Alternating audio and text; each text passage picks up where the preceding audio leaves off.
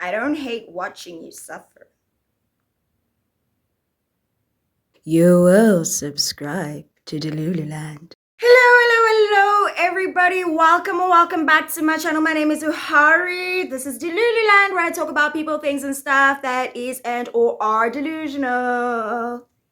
Today, I'm going to be talking about somebody that I really don't like, but she does hold a special place in my channel because she was the first person who I ever talked about in a video. She is the reason, literally the reason that I started my channel.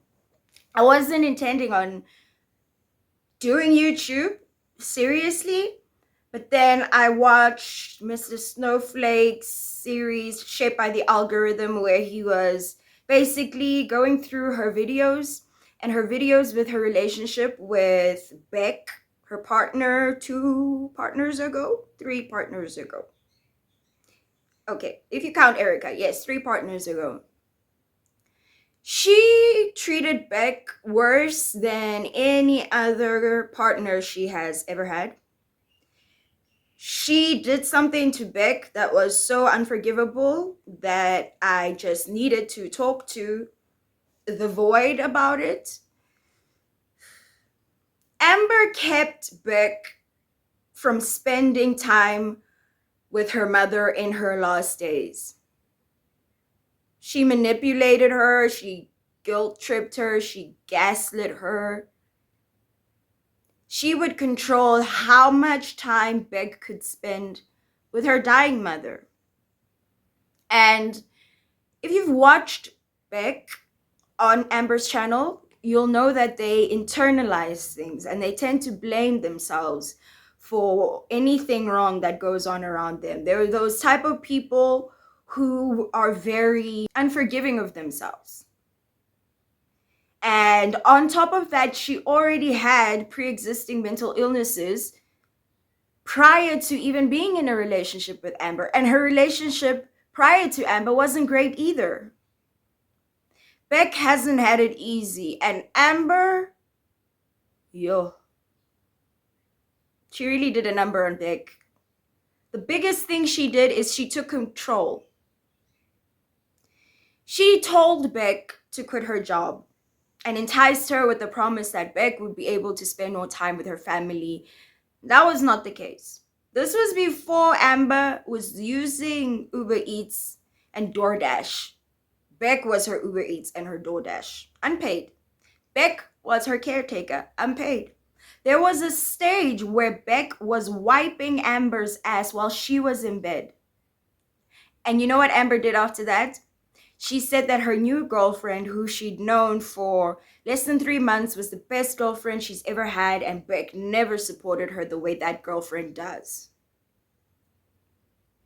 She proceeded to lose no weight in the relationship. One of the reasons that relationship ended was her partner at the time, wifey, couldn't take it anymore because Amber had told her she wants to lose weight, but then she kept on eating and she was denied for weight loss surgery.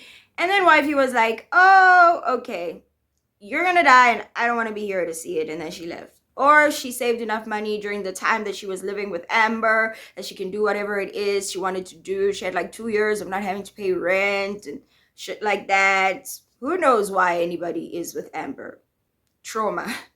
If you're gonna be with Amber, you're already not in a good place in your life, because why would you choose a partner like that? Why scrape so low?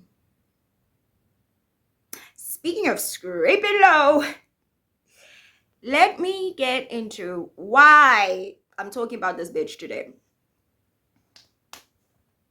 I've been talking more about my mental illness, bipolar disorder, type 2.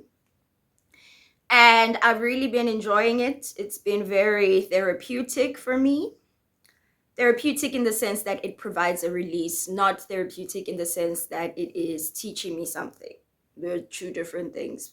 People are always like, oh, gardening is like my therapy. And therapy isn't just a place where you go to feel good or relieve stress. Therapy can be so stressful, which is why a lot of people give up on it. It's not easy. So when you say something is therapeutic that makes you feel good, They tell you actual therapy don't always feel good, so it's two different things. Dear Cunty McCunt Amber. Cunty McCunt. Amber Lynn at some point claimed to have bipolar type 2 disorder. And at the time I was like, younger and naive, and I felt empathetic for her and I felt hope for her, and she was on medication, or so she said. I remember she was on the same mood stabilizer as me, and I was like, hey twinsies, I'm still on my mood stabilizer because I never stopped taking my medication so that I could just act out in the worst way of my symptoms like Amber did. There was a time when Amber was on an antidepressant, Lexapro. She was starting to act better. Then she stopped taking it because she felt like she wasn't making videos or creative. And that resulted in her being more abusive to Beck. I feel like I need to actually share this because I need people to know that, like, mental things is scary. Like, not being able to control, like, depression or schizophrenia. Like, I don't have schizophrenia, but, you know, being bipolar, and it's just, like, all those things, like, not being able to control your mind sometimes, or your emotions or anything. It's one of the most scariest things in the world. I feel like so much hate is gonna happen. I don't know how long Becky's gonna be in there for, so let's just try to make this quick, because I just don't want her to feel bad. I actually took my first antidepressants when I was 10 years old. I've been on Lexapro for, I think it's been almost 3 months now, and I haven't taken it for a week. I keep checking if Becky's coming. I'm so stupid. I've been snipping at Becky all day long, and it's just over the dumbest things. And it's like, when I was on Lexapro, this didn't happen to me. I never got like this. Like, I rarely was upset about anything. Like, I literally was so numb. I don't know if I want to share these things with you guys anymore. Was I numb, or was I just, like, feeling normal? I cried last night for the first time in so long. Like, I cried, over, it was like was I watching a TV show or a movie? I don't remember. But I cried like a few days ago over it. And it's like, I cried last night for the first time in so long. Becky's coming. It's so crazy to me. Lexapro actually works. It takes away your depression. I'm talking to them about kind of what just happened. Who? YouTube. Oh. But it's just so crazy that, like, Lexapro actually truly does. Like, it worked for me. It took away my depression. I didn't cry. I wasn't upset or mad or angry. And so if you guys didn't see my last video, you should watch that. I just don't care. I'm so up and down with emotions, and I completely took that away, and now I just feel like I need to go back on it. What do you think? You're sweating, babe. It's hot. Did she get you a water? You got me one too? Yeah. Thank you. Spring water. I'm sorry for everything. I'm sorry too. I need to go back on it. Like, off of Lexapro, I seem more like I want to do stuff. But then while I'm on Lexapro, my depression's gone. So it's like, how do I win, you know? Is that what you're trying to say? Well, I seen you want to do stuff on Lexapro too, though. Oh, yeah, but I feel like off of Lexapro, I feel like my vlogs are better. If you want to know more about people who have mood disorders in relationships and their relationship with medication, watch my previous video where I talk about how having bipolar 2 has affected my love life. I talk about, much like Amber, I was an emotionally abusive partner. Unlike Amber, when I recognized those traits within myself, I removed myself from dating up until such a time I and my therapist felt that I was ready. 6 goddamn years later. Because if you know that you are abusive and you don't get help for it, and you just continue to go from relationship to relationship with those same abusive traits, you're an antisocial person. I don't want to live in that lane. I don't want to be the person that makes people cry. If I make you cry, I want you to be like, oh my God, it's just thank you. Nobody's ever given me a gift like this before. Yes. That's the only kind of crying I want to cause. Happy tears. Now Amber supposedly has borderline personality disorder. She teased when she was still dating Wifey that she was going to go and see a BPD specialist, and that the psychologist she was seeing at the time said that she has BPD or shows strong traits for BPD. And then Amber was like, she's going to see an expert, and Cunty McCunt never did see the expert. She just did what she always does. She goes onto a search engine and then she looks at all the symptoms and then she just selectively picks and goes like, hey, this is me. The same way she had bipolar type 2, the same way she had ASMR, the same way she had OCD, the same way she had binging disorder. All the things that she's given herself. She looks up the symptoms and then she appropriates the behavior and she uses it as an excuse to justify her bad behaviors. But here's the thing. As a person who has a mood disorder, it is really fucking pathetic to see her continue to lean on this. There is something that exists within the chain of trauma. When particularly people who've had outright clear childhood trauma like Amber has, because she grew up in the foster system. Her parents were drug addicts who did not take care of her. She lived a kind of unstable childhood that set somebody up for the traits that she has. Where she loses my empathy is when she started making enough money to go to therapy. But she didn't. She has enough money to be on medication, but she doesn't use it. You get no pity from me. I don't care about your childhood. I don't care about anything. When you have the resources to work on yourself and you don't, why should anybody care about your trauma? Why? Do you know how many people wish they could afford to be in therapy? People with mood disorders such as bipolar or borderline personality disorder face a lot of stigma. A lot of stigma. I was previously misdiagnosed with BPD and I went through just a depression with that diagnosis because of all the stigma surrounding it. When people think of BPD, they think of the people who are the worst of the spectrum. And then they think you're going to be abusive, you're going to be a killer, you're going to be this, that, and the rest. People who share our diagnosis may have acted in certain ways, and our diagnosis may make us more vulnerable to acting out in certain ways. That does not mean that we cannot work to control ourselves to the best of our ability, to become well-adjusted and well-functioning members of society. But when you decide to take every opportunity you have and you squander it, she squandered the opportunity for weight loss surgery twice.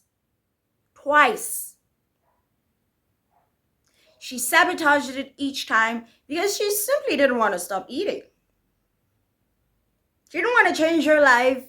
She didn't want to lose her ability to binge or eat every and anything she wants. Amberlynn and Foodie Beauty often compare themselves to other addicts and then say, but being a food addict is harder because you have to eat every day. And they use the fact that it's harder to justify them just not trying. I went through a phase like that as well. Again, check out my other video. I'll put the link in the description. I go into detail as well about how I used to use my diagnosis as an excuse and a justification for behaving badly, and how I had to learn to take accountability for myself and my own actions, and how I treat other people. If I had Amber's money, whoo! Girl, I'd spoil myself. Go to therapy every single day for 1 week. Just really get in there. Woo, I would buy my medicine in advance. No, actually, they wouldn't let me do that. You don't give somebody with bipolar all the pills. If you're not going to get treatment, stop telling us. Just stop talking about your ailment. Because if you can get help, but don't, why should we care about your suffering?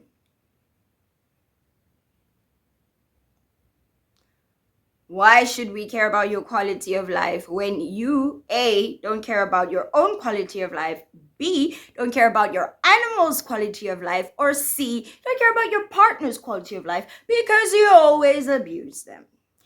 If you're not going to get treatment, mentioning whatever you have is just you trying to get sympathy and empathy from your audience. You want people to go, oh, your poor Amber.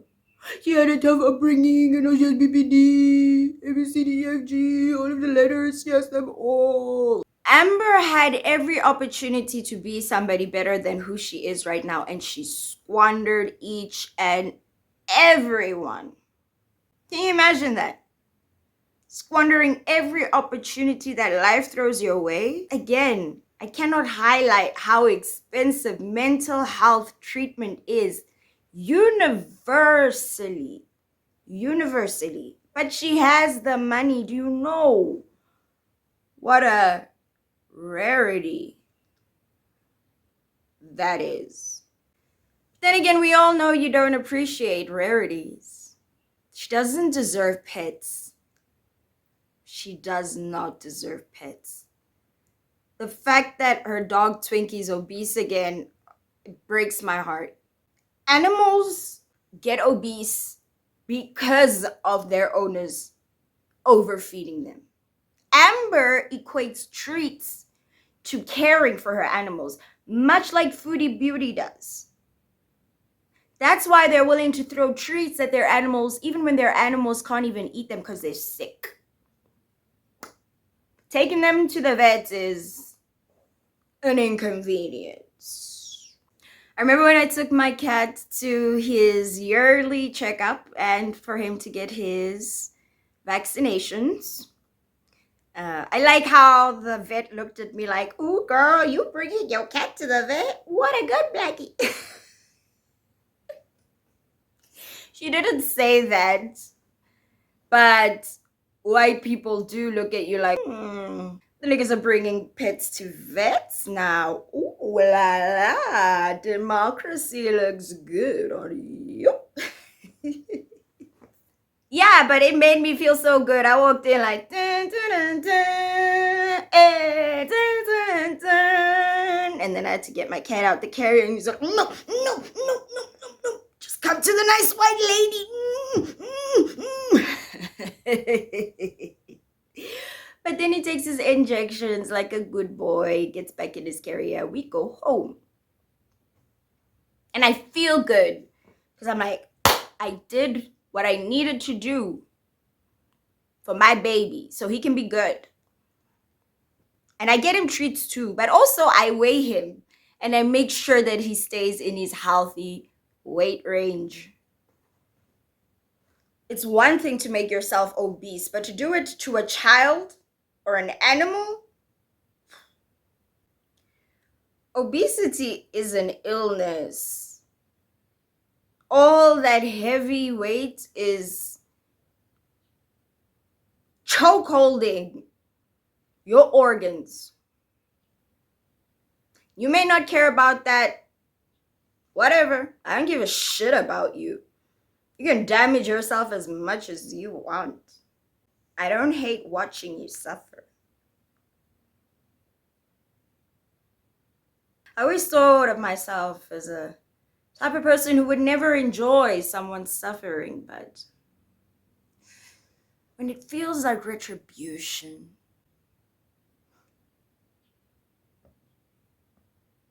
I remember when Robert Mugabe, the previous dictator of Zimbabwe, died, and he lived to be like way into his 80s, 90s. I would pray for him to die. I'd just be like, God, please, he's a bad person. Let him die. Nobody needs this nigga. What are you doing? What are you doing? Stop killing the right people. And they're like, oh no, nobody's interfering. We just have to, we are the justice. We have to take care of each other because if we don't, nobody does anything. But sometimes when the evil punishes itself, it's like watching a pig slow roast. all of that fat just feeding the flame. There's a reason a lot of crematoriums have a weight limit. Because when the body, really obese bodies are burning, the grease, why, it set buildings on fire. And that's not a metaphor. That's real. Firefighters say it's one of the oddest calls they've ever been to in a Dauphin County crematorium, which caught fire this morning because of what they call an oversized body in the oven. Employees at East Harrisburg Cemetery made the call for help after fire and sparks started shooting out of the oven as they were cremating a 500-pound person. Firefighters arrived as the flames subsided. Very strange call. Normally, you see a lot of smoke from the oven itself, but there's not a lot that comes from the sides of the oven, and that's what happened here. Even in death, oh, the inconvenience of somebody who lets themselves go. Our lives are not our own. From womb to tomb, we are bound to others, and with each curse and every kindness, we birth our future. Cloud Atlas. I quote it a lot. But I like it because it's like an explanation for karma. Everything you do has consequences beyond yourself. It's like Karina was saying, how she basically murked her own cat because she took decisions based on her own selfishness. And now that relationship that she prioritized over the lives of her pets that she's had for years, she's lost one of her pets. Let's be honest. As a fellow millennial, I know that our pets are our children. I remember when I first got my cat, I had to petition my dad, come on, let me have a cat. No, come on, daddy, let me have a cat. No, come on. No, I'm gonna kill myself. Let me have a cat. Okay.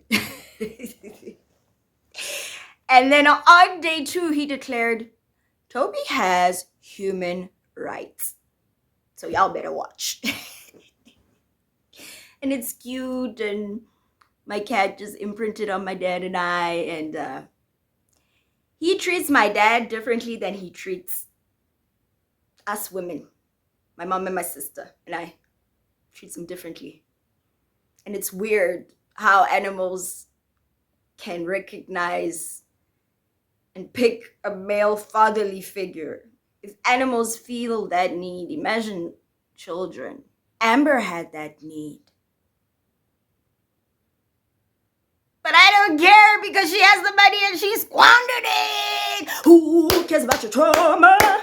Not me. Nor should anybody.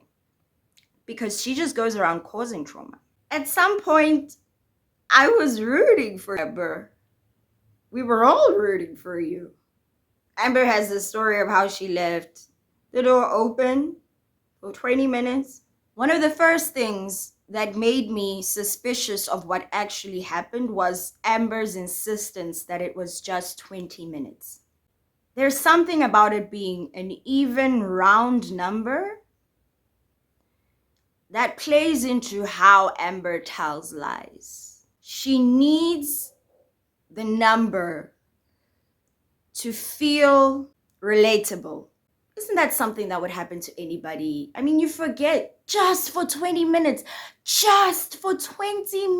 exactly on the dot, 20 minutes. I wasn't counting, but I know it was 20 minutes.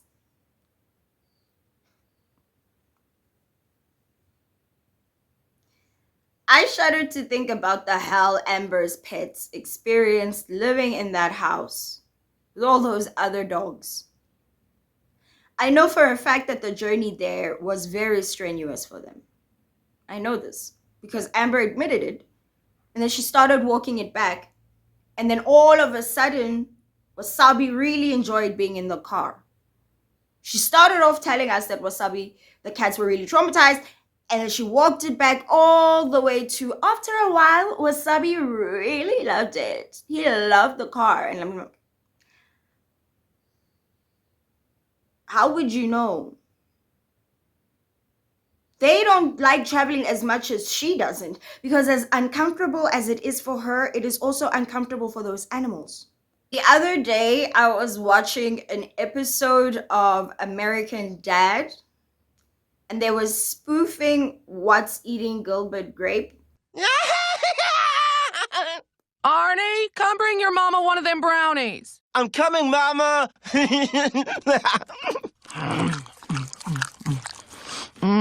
Oh, Arnie, you're my knight in shimmering armor. Oh. And I'd always heard about the movie, but I never actually watched it. And then I was like, you know what I should do? I should watch What's Eating Gilbert Grape. I wish I had seen this movie before I had become desensitized to people that size. The movie was released in 1995. I was born in 1996. I wish I had seen that movie before I saw the first really over 500 pounds type obese person. Because I was looking at her and I was like, oh, she's big.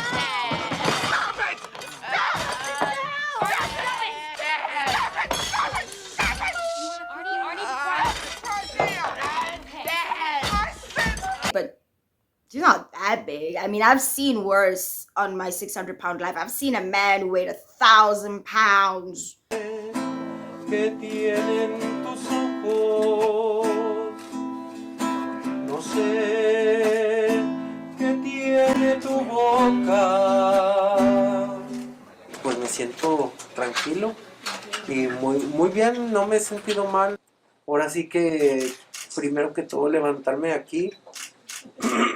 Quisiera pues ahora sí que empezar a caminar. So relatively speaking, she ain't that bad.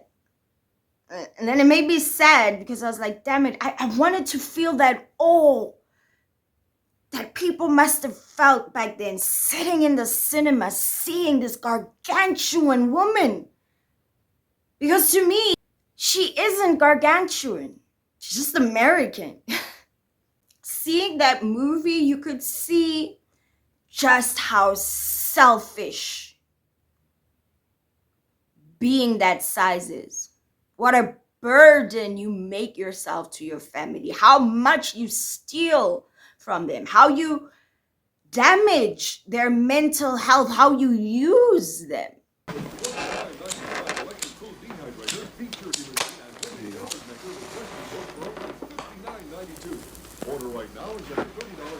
Here you go.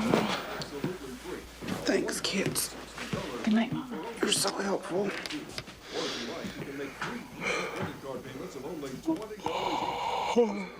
You have to understand that in order to get that big and be practically mobile and still have access to a volume of food that continues to make you gain weight, that's a person who has completely manipulated other people into being their legs.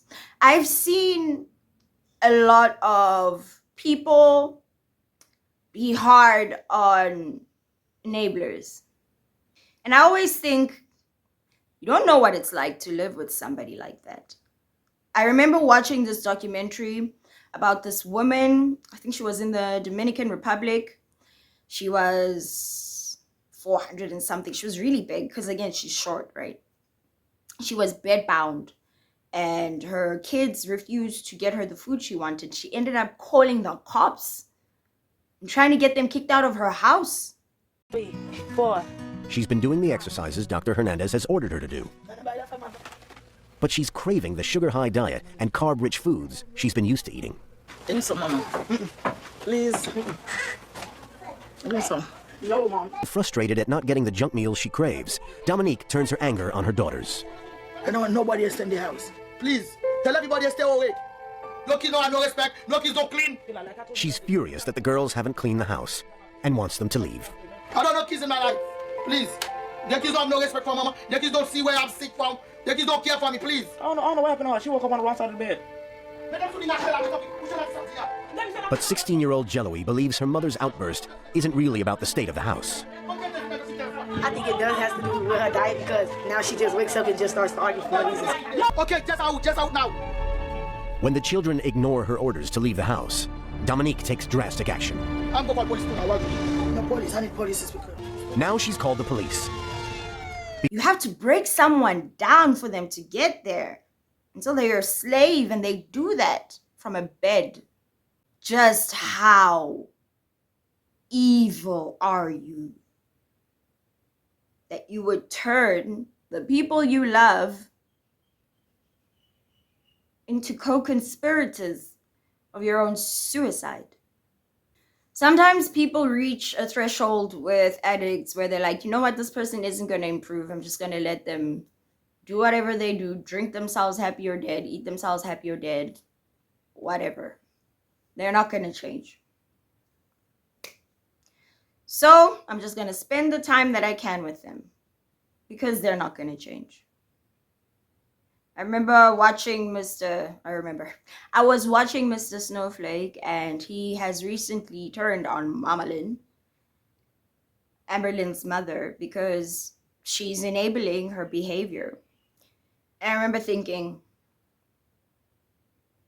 no one on this planet can ever influence Amber positively.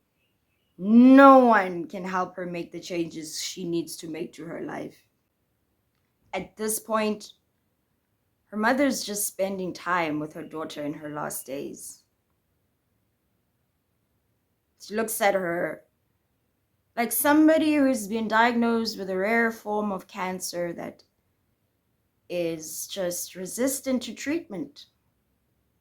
And these are just the last days, so let's just enjoy them. If she wants to go have some Mexican food, let's go have some Mexican food. And again, I just want to say one thing about Mama Lynn saying it was her idea. It wasn't her idea. Whenever somebody who's with Amber says that it's their idea to get a certain food, it's not. It's like when she got a 20-piece McNugget and then Destiny said it, and then she made Destiny come back and say it was a joke. She doesn't want to take accountability. So if she knows that her audience is going to say something, she preempts it. And this time she preempted it by saying that her mother, making her mother say that she was the one who wants to go here. I don't believe that. It's not like, even if the mother didn't suggest it, Amber was still going to suggest some other place to eat. What are we expecting her to do here? Cut her off? She wasn't there for the whole of her life, so she's going to spend this time with her. I'm not defending Amber's mother. I'm just saying, keep in mind who you want her to help. Because the person, Amber Lynn, Cunty McCunt, cannot be helped. This is just a rip moment. Except I won't say rip. Rip being rest in peace. Rest in pants. Rest in patheticness. Rest in poop. Rest in pools of poop. Okay, guys, thank you for watching it. If you got this far, why? No, seriously. Why? Please tell me in the comments below. Okay, guys. Bye.